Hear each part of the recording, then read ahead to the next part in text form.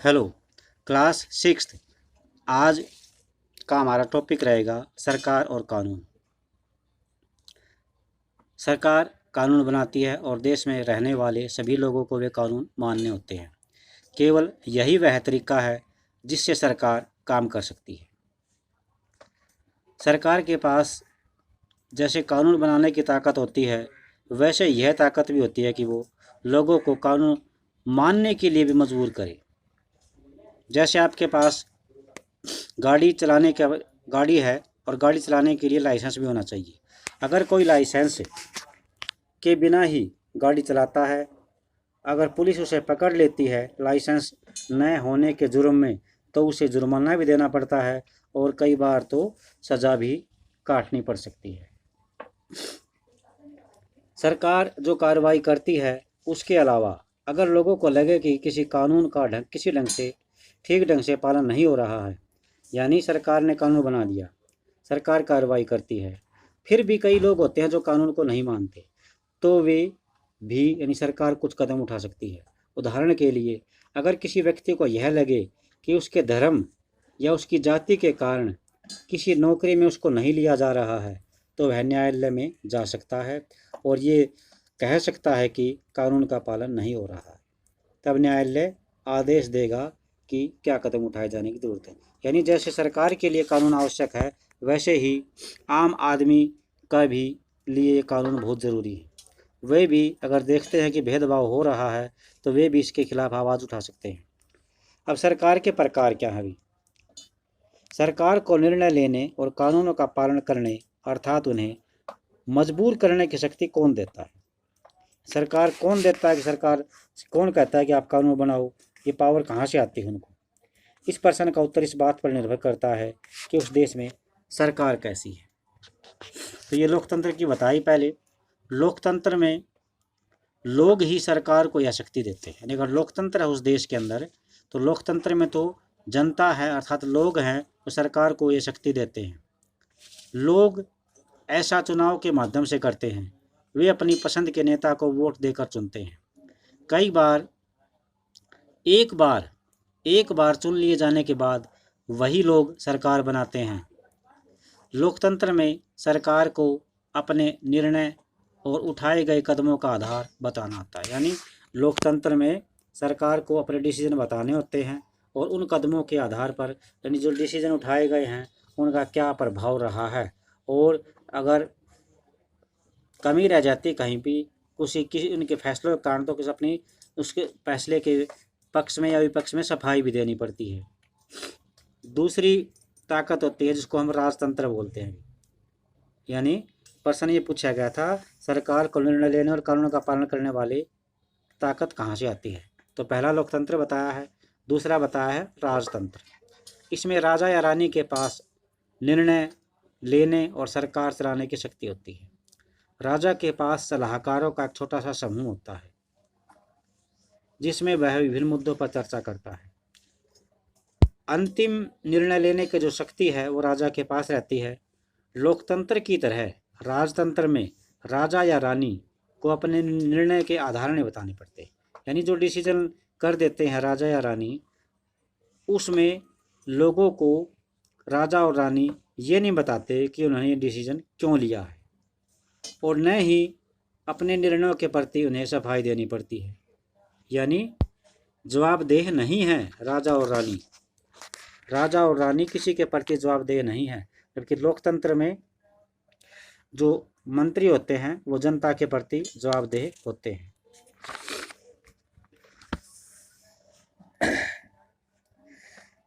अब है लोकतांत्रिक सरकार। भारत एक लोकतंत्र है।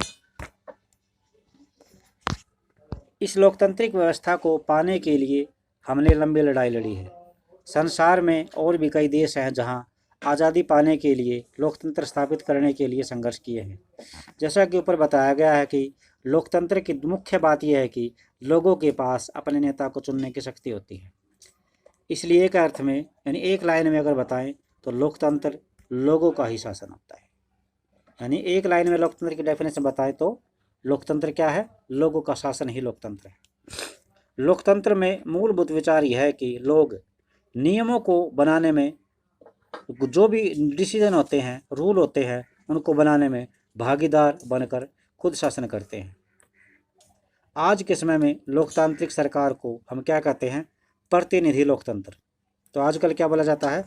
प्रतिनिधि लोकतंत्र। प्रतिनिधि लोकतंत्र में लोग सीधे भाग नहीं लेते, बल्कि वे चुनाव की प्रक्रिया के द्वारा अपने प्रतिनिधि को चुनते हैं, चाहे एमएलए के रूप में। एमएलए को हिंदी में विधायक कहते हैं, और सांसद, जिसको हम एमपी, मेंबर ऑफ पार्लियामेंट कहते हैं, इनको चुनते हैं वोटों के अधिकार के द्वारा। ये प्रतिनिधि मिलकर सारी जनता के लिए निर्णय करते हैं। आजकल कोई भी सरकार अपने आप को तब तक लोकतांत्रिक नहीं कह सकती जब तक वह देश के सभी वयस्क नागरिकों को वोट देने का अधिकार न दे। यानी किसी भी लोकतांत्रिक देश में सभी वयस्क लोगों को वोट देने का अधिकार मिला हुआ है। अगर किसी देश में नहीं है तो वहाँ पर डेमोक्रेसी, लोकतंत्र नहीं है। लेकिन हमेशा ऐसा नहीं था। क्या आप विश्वास कर सकते हैं कि एक समय ऐसा था जब लोकतांत्रिक सरकारों में औरतों को और गरीबों को चुनाव में भाग लेने का अधिकार नहीं था? अपने शुरुआती दौर में सरकार केवल उन्हीं पुरुषों को वोट देने देती थी जो पढ़े लिखे होते थे।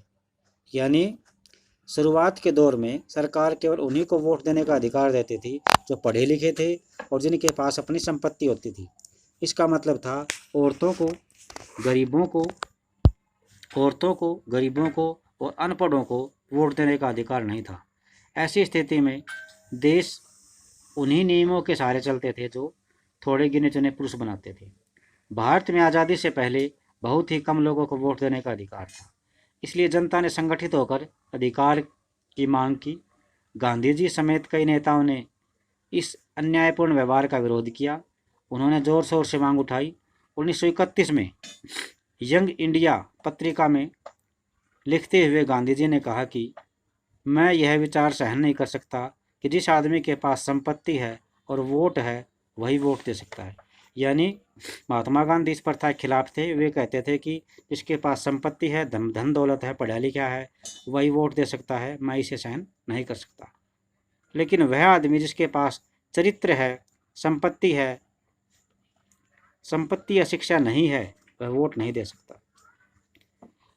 जो दिन भर अपना पसीना बहाकर ईमानदारी से काम करता है वह वोट नहीं दे सकता, क्योंकि उसने गरीब होने का गुनाह किया है। तो आपका ये चैप्टर यहाँ पर पूरा होता है। इसमें एक बात और आती है भी, ये जो है संसार में कहीं भी सरकार ने स्वेच्छा से यानी अपनी मर्जी से लोगों को ताकत नहीं बांटी है। पूरे यूरोप और अमेरिका में महिलाओं और गरीबों को सरकार के कार्यों की भागीदारी के लिए संघर्ष करना पड़ा है। यानी अमेरिका और यूरोप में संघर्ष करना पड़ा है। महिलाओं द्वारा मताधिकार के लिए किए गए संघर्ष ने प्रथम विश्व युद्ध के दौरान और मजबूती पकड़ी। इस आंदोलन को महिला मताधिकार आंदोलन कहते हैं और अंग्रेजी में इसे सफरेज मूवमेंट कहते हैं। सफरेज का मतलब होता है वोट देने का अधिकार। इसलिए महिलाओं को उन कामों को करने के लिए बुलाया गया जो पहले पुरुष करते थे। जब महिलाओं ने विभिन्न प्रकार के काम और उनकी व्यवस्था पर काम करना शुरू किया तो लोगों को यह देखकर बड़ा अचंभा हुआ कि उन्होंने महिलाओं और उनकी क्षमताओं के बारे में पहले क्यों नहीं समझा, क्यों रूढ़िबद्ध धारणाएं बना रखी थी कि महिलाएं ये काम नहीं कर सकती। इस तरह महिलाओं को निर्णय लेने का समान अधिकार के योग्य समझा गया।